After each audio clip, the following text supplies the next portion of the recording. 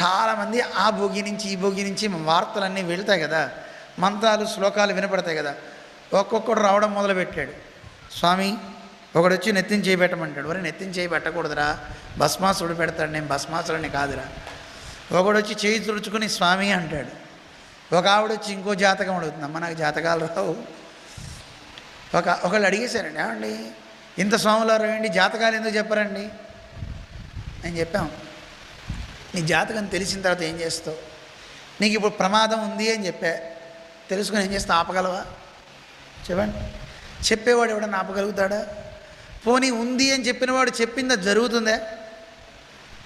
ఏదైనా ఊహ తప్ప ఇది ఇలా జరగచ్చు అని ఒక ఊహ తప్ప జాతకంలో కూడా అది కరెక్ట్గా చెప్పడం అనేది ఎవడి తరం కాదు. ఎంతో అనుష్ఠాన బలం, ఎంతో నిష్ట ఉంటే తప్ప అది అవ్వదు. ఒక ప్రొడక్షన్ అంటారు దాన్ని. ఏమంటారు? ప్రొడక్షన్.